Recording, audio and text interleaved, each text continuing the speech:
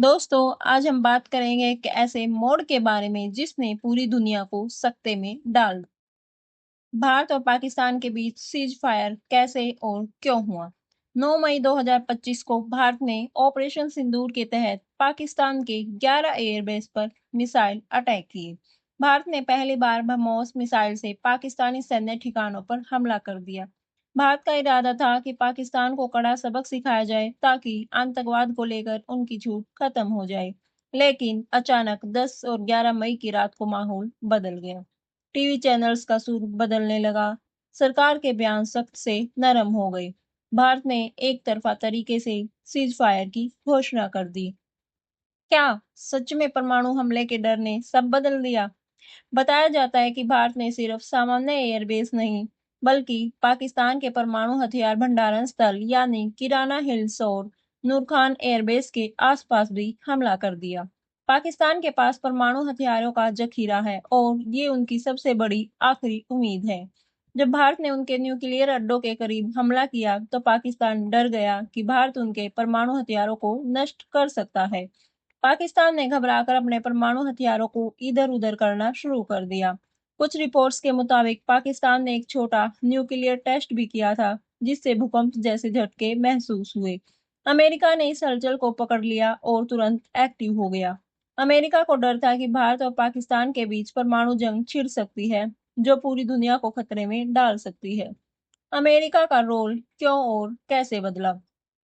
पहले अमेरिका चुप था। जब भारत पाकिस्तान पर सर्जिकल स्ट्राइक्स कर रहा था, अमेरिका ने सपोर्ट किया था। लेकिन जैसे ही भारत ने पाकिस्तान के न्यूक्लियर ठिकानों पर हमला किया, अमेरिका को डर सताने लगा। क्योंकि अगर पाकिस्तान का न्यूक्लियर सिस्टम तबाह हो जाता, तो अमेरिका की दुनिया में ताकत के खेल की बड़ी बाजी बिगड़ सकती थी। क्यों?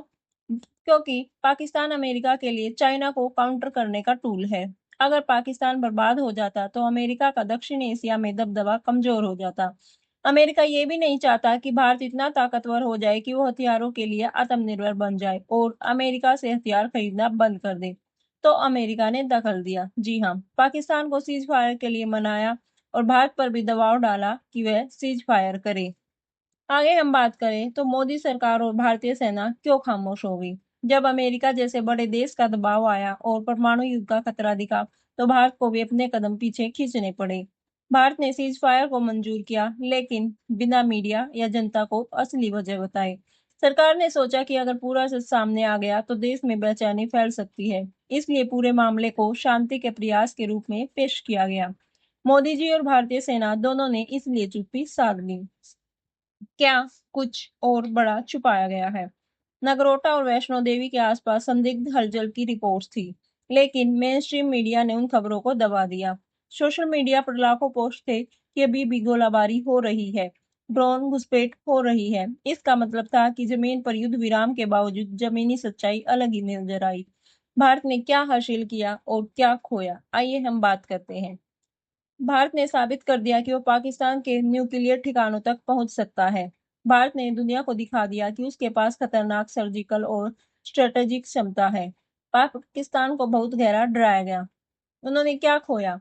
भारत को अपने सैनिकों के अदम्य साहस के बावजूद सीज फायर करना पड़ा।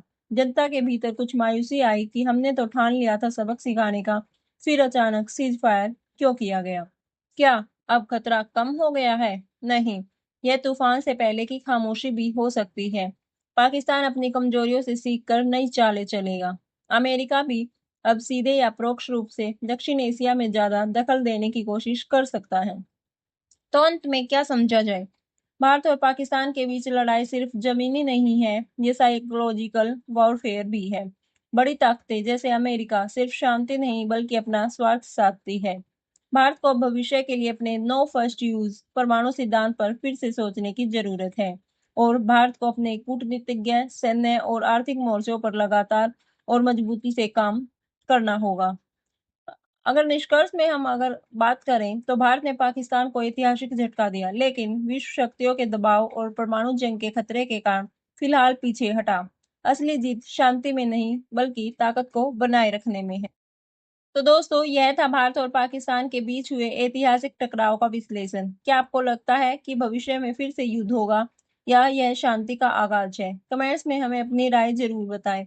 और अगर आपको यह वीडियो पसंद आया तो सब्सक्राइब करना ना भूलें। हम मिलेंगे अगली बार एक और गहरी दिलचस्प चर्चा के साथ। धन्यवाद।